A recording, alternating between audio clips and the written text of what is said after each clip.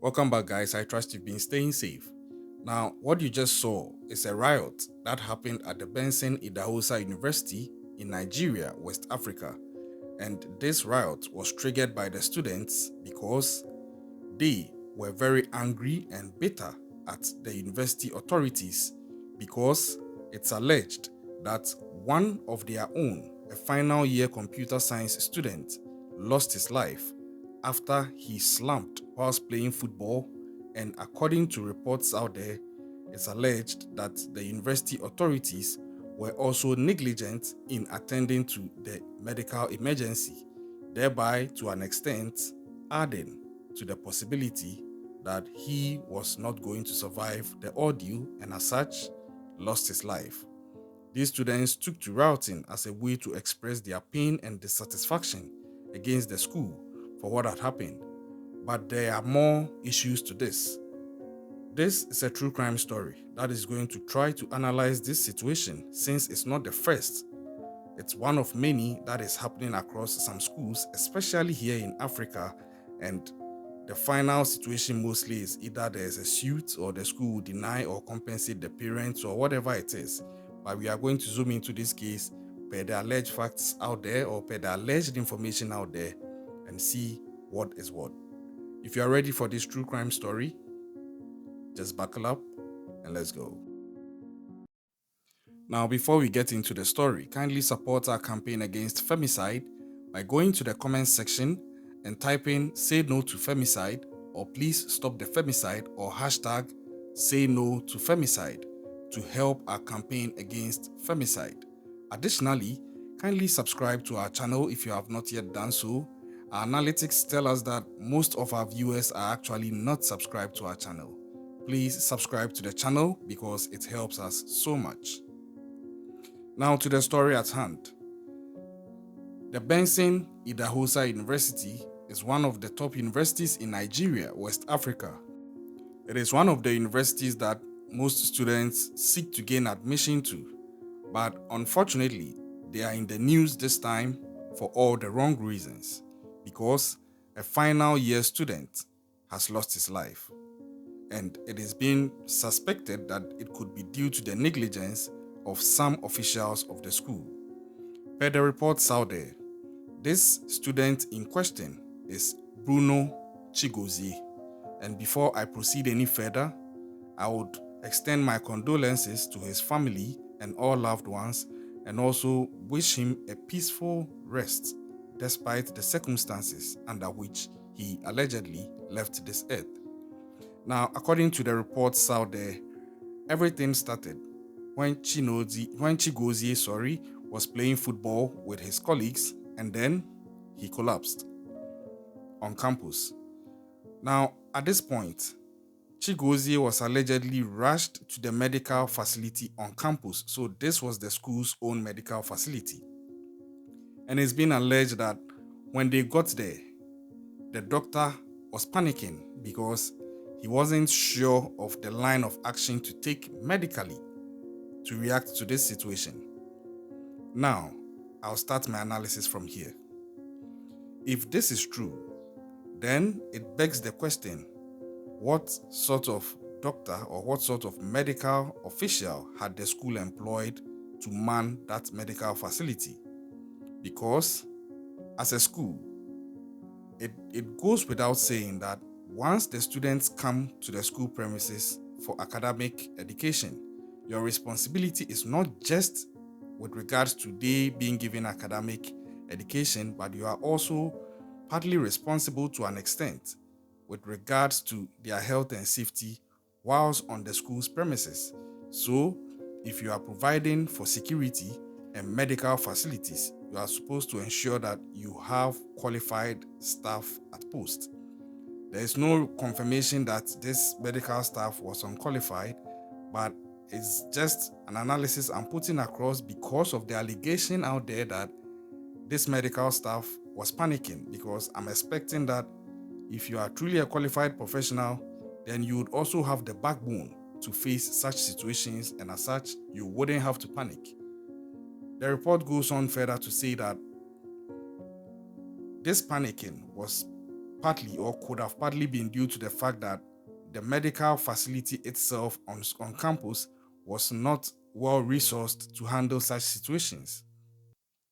Again, if this is true, then it begs the question again that how come a university of this magnitude is unable to establish a medical facility that satisfies the standard to ensure that students on campus are ready to be served when any such medical emergencies arrive? Or even so, if it's such that it's a situation that is above the school, there should be standard contingency measures in place which will be triggered as soon as such an instance comes up. So it's supposed to go like clockwork.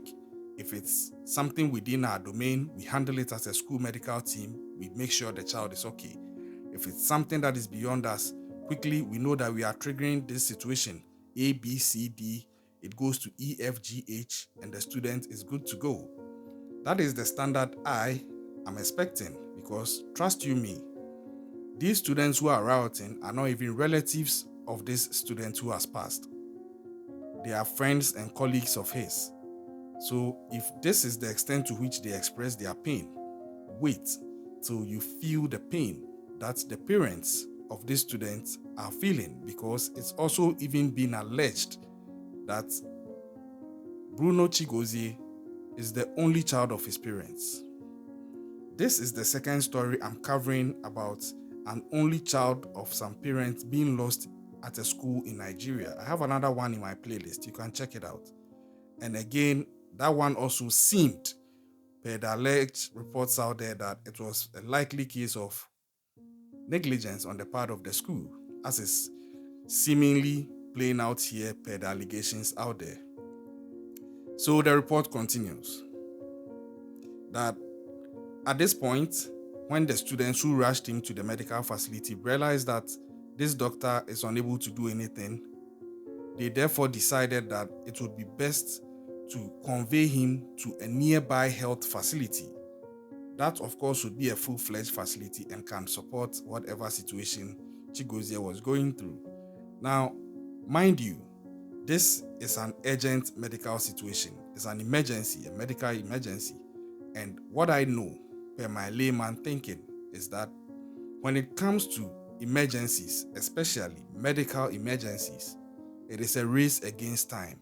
Every ticking second matters with regards to the probability of the patient or whoever is in the middle of that emergency having a chance to survive.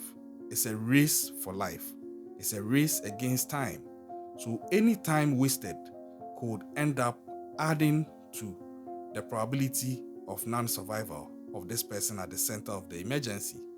And it looks like that would actually become what ended with Bruno Chigozie, because even when they got to the gate of the school, per allegations, the security people refused to allow them to leave, stating that they will need a form of exit to exit Bruno Chigozie and take him to the hospital. Yes, I respect the school rules. I know that to also contain students and regulate entry and exit of students, these things are in place so that students don't also flout security and go out doing bad things, which the school again would have trouble for. So I respect it.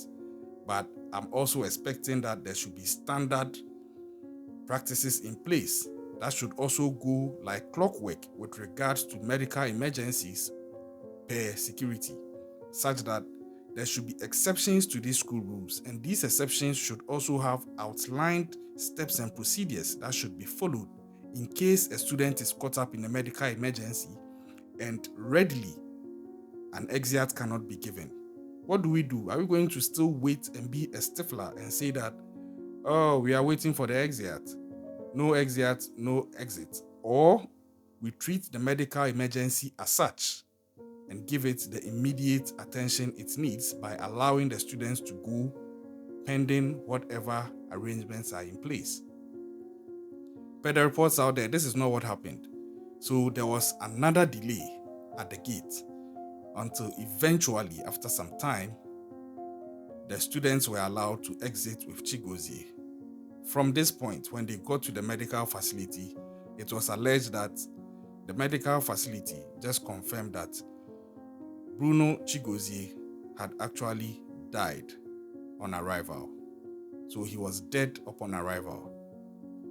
It is not clear at which point Bruno Chigozie died, as to whether he died when he collapsed on the field or whether he was actually dead at the time he got to the school's medical facility, or whether he was alive at the time the students were pushing to be allowed for them to exit the campus with Chigozie so they could send him to the nearby medical facility. It is not yet ascertained, but the students are actually blaming the school, and as such, they took to routing. I don't condone the routing in any way. I don't condone violence in any way. But then, I also respect the fact that certain human emotions can be triggered when certain things are also not done right. Just that when these emotions are triggered, the triggered people also have a responsibility to ensure that they are also not using their triggered emotions to create mayhem, as has occurred here. Now, people are leaning in on this issue. We have a faction of people saying that maybe Chigozie actually died on the pitch, so nobody should blame the school. He was dead when he collapsed. Like I said, that hasn't been medically ascertained yet. There are others who are also saying that Chigozie was not dead or may not have been dead when he collapsed, and the delay at the medical facility on campus and also at the security point could have escalated whatever he was going through, and as such led to him being pronounced dead when finally allowed to be taken to the medical facility outside of campus. These are two different issues out there. For those who are seeking that he was alive and the delay caused his death, they are pushing that the school should be held responsible. But we have seen this happen many times in Nigeria and even here in my own country, Ghana, where some students die on campus based on alleged negligence of the school authorities, and the story doesn't go anywhere. The case doesn't really go anywhere. For those who are determined and adamant enough to push for legal resolution, the case may keep dragging in court for how long? But the justice would not be instant, because the law would also have to take its time and grind its wheel and ensure that all angles are covered to make it fair. So people are pushing that the school should be held responsible. Some others are also saying the school is not responsible. But I've already started dishing out my 2 cents. I've given my analysis on the allegation about the medical facility on campus, the allegation about the delay at the security post on campus, and now this is my final 2 cents on the issue of whether the school should be blamed. This is it. I think that if it's being able to be confirmed that he died when he collapsed on the pitch, then it's going to be difficult to have to blame the school for anything. It would have been an instantaneous death upon him collapsing on the football pitch. But then, if it's medically ascertained that he was alive at that time, he was still alive at the point when they sent him to the medical facility on campus, and there was that delay because allegedly the medical staff were panicking, and that he was even still alive at the point where he and his colleagues were being delayed at the campus's security post, then I think that there could be grounds for the parents to bring a suit against the school. I'm no legal expert or medical expert. This is just my 2 cents and my opinion. Because although you may not have the school officials at the high end sitting at the security post and causing the delay, whichever staff they have employed on campus is technically an agent of the school. So whatever they do is what the school has done. The agent-principal relationship. I don't know how the law plays out in Nigeria, but I'm expecting this should be a standard thing across jurisdictions. They are employees of the school. Their actions also reflect the school's actions. That's how come they have been put to man certain key positions on campus. So whatever the security post staff did is what the school has done. And whatever the medical staff on campus did is what the school has done. If that is the case in Nigeria's jurisdiction, then if these medical ascertainments are made per these timelines that the boy was still alive, there could be grounds for the parents to take action if they would want to. The parents have not yet come out to say anything, and I'm waiting to hear what they'll say. I'm sure by now they are grieving, and I can't even imagine the type of pain that they are going through to have a child come into the world, go through all these years, this nurturing, this bonding, the finances they've spent on this boy, the beautiful life they've created for this boy to get to his final year. He had just 1 month to graduate. And then this is what happens. I know they are heartbroken, they are so sad and devastated. And I believe to an extent, a part of them will also be angry, looking for someone to hold responsible. And that is where the conversation will get dicey. I'm trusting that the Nigerian medical practitioners will get to the bottom of this to establish these timelines, because I think they would be key when it comes to who to prosecute. And I'm expecting that maybe the police would also come in to ascertain certain things. These are my 2 cents. Let me know what you think in the comment section. But again, RIP to Bruno Chigozie, and my condolences to his loved ones and his family. Subscribe to the channel if you haven't yet done so. Leave your comments in the comment section. Don't forget to type "Say No to Femicide" and also support our campaign against femicide. So we come your way next time. Keep an eye out and stay safe.